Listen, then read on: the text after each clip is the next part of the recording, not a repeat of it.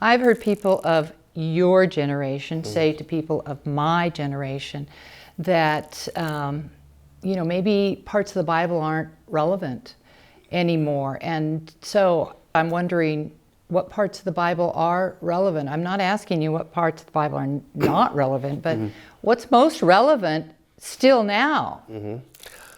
I still would say all of it, like the story of who God is, and it brings a picture of his character and who he needed to be for where the people were, like who he was as the God of Moses with all the extravagant, wonderful miracles was needed to set these people free and help them to establish themselves in learning of God again. The Jesus that we get to have in the Bible who died for our sins and showed people who were unloved and just wild instances of throwing women before him and let's all stone her together, out of excitement, right? And for Jesus to show that's not my way, that's never who I'm supposed to be, this is what I should look like, that's still relevant. And the God we get today, where sometimes the miracles are not as flashy, sometimes the miracles don't come and we have to move through sorrow and heartache, it's still that same God. And so I find yes, that's very much a pervasive conversation, but I really do believe that God has always been the same God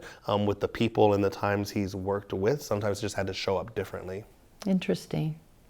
One thing I thought of when you asked about progression through life was the way my, quote, goals in life had changed over time. I'm curious about that, yes. So when I was 14, a preacher came by and I was this young, earnest Christian who wanted to do everything right and wanted to be sure that all my sins were forgiven when probation closed. It was sort of that era. And so there was a lot of angst in getting your life right. I've since discovered that it's better just to let life happen and do the duty that lies nearest you. But the preacher came along and said, oh, you've got to have a goal in life. And I thought, oh my goodness, I don't have a goal in life. Oh no, I don't have a goal in life. So I set a goal in life at that point and I decided, okay, my goal in life is going to be spread joy around. Well, that wasn't so easy. That doesn't go so well all the time. And so later on in my life, I decided, well, my goal in life is to help other people march through this really pretty tough life that we have. And then the last one that I've settled on is my goal in life is to be a safe place. So the first two goals were about doing things, and the last goal is just about being. So I feel like now in my retirement, people say, what are you going to do? I say, nothing. I'm not going to do anything. I'm going to be quiet. I'm going to be contemplative. I'm going to be listening.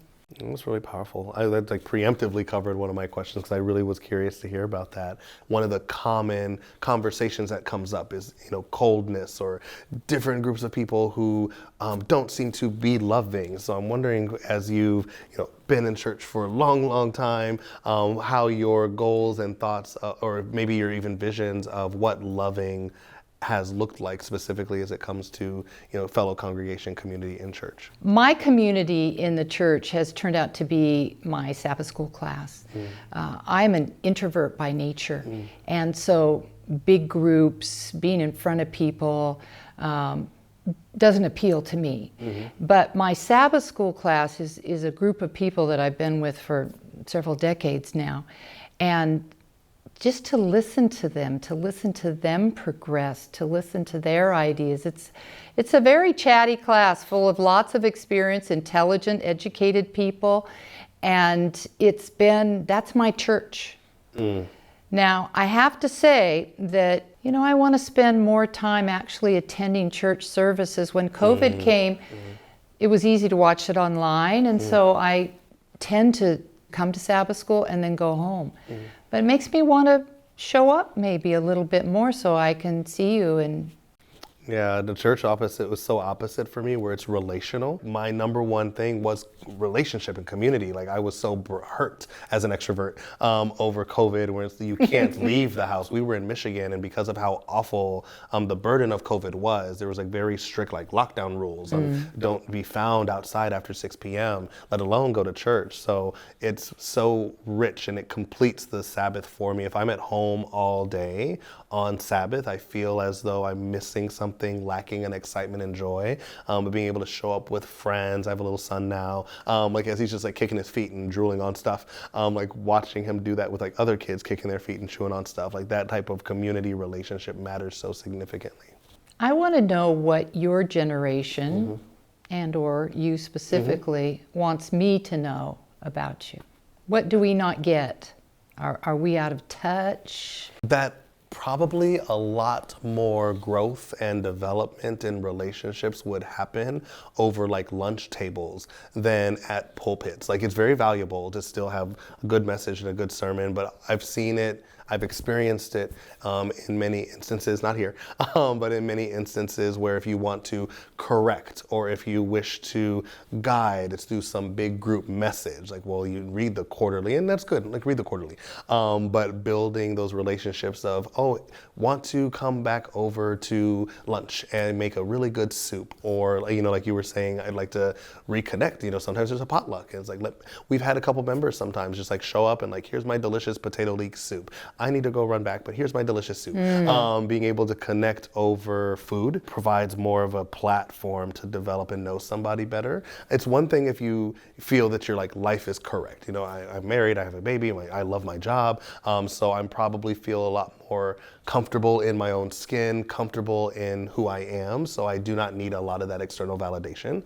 But I can see others, and many who might be looking for someone to affirm or someone to support or someone to listen to them if they're struggling, and how much easier that's able to be done, you know, kind of how you relate to your Sabbath school, like in those small, intimate-ish moments versus the, well, if you just show up, yeah, you'll figure it out. So if you come into church and you see the old people there, and what do you want from us? What can we do? What, you know, you're an extrovert, so this is not difficult for you, but you know, what would you want from somebody? Do you want a smile? Do you want a conversation? Do you want to...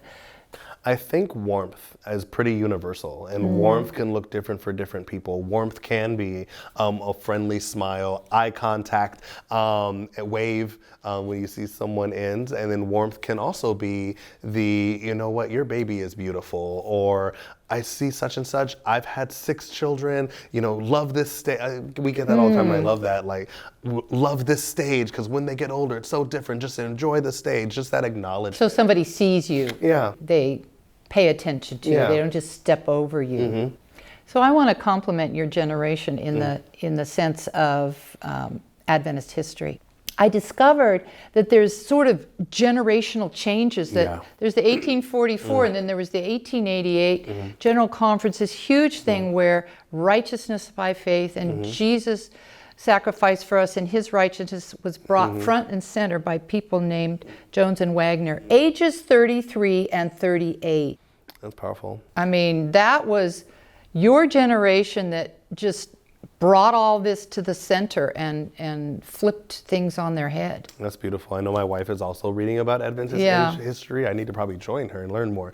I would commend on your generation that y'all stayed. I value with your generation that y'all, you know, you've been here, and for decades, voluntarily. Well, there have been reasons to wander away. There's been reasons to get mad. And I think that even if it's not said or put on a poster, I think that's a testament.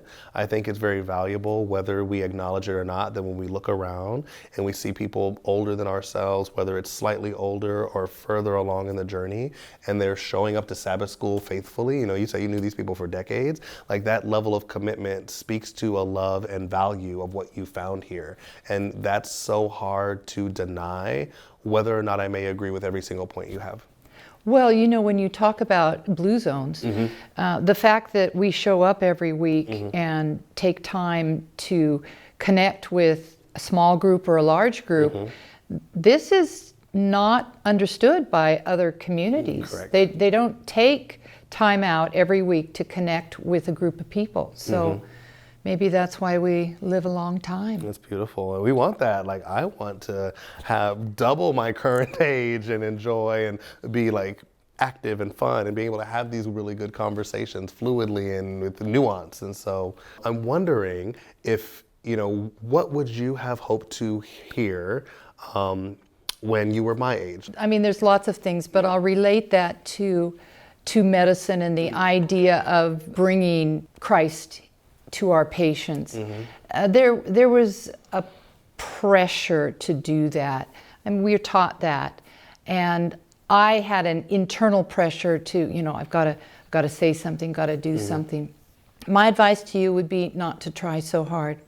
I think what's necessary is us to remember God's been at this for a long time, long before we came along, and He'll be at it a long time after we're gone. I think for me now, the understanding is to focus on having a relationship, to evolve into that relationship I didn't have before, to try and learn to love God and focus on that. Then secondly, just look around, be aware, listen, be alert to what God's doing. And when you become aware of what God is doing, then just join in. It's not like making a plan saying, this is how I'm going to do it. I'm going to make this evangelical plan, and let's pray that God will bless my plan. It's a matter of seeing what He's doing and joining in. Yeah, and then I think my advice, to myself in the future, or what I would say would be, I hope you're still laughing and laughing a lot. There's reasons to have lots of tension, even outside our field. There's a lot happening in the world right now. There's a time to be serious, to be prayerful, to be invested, and that's important. And there's a time to laugh and to play, regardless of age. To laugh often and much is part of success.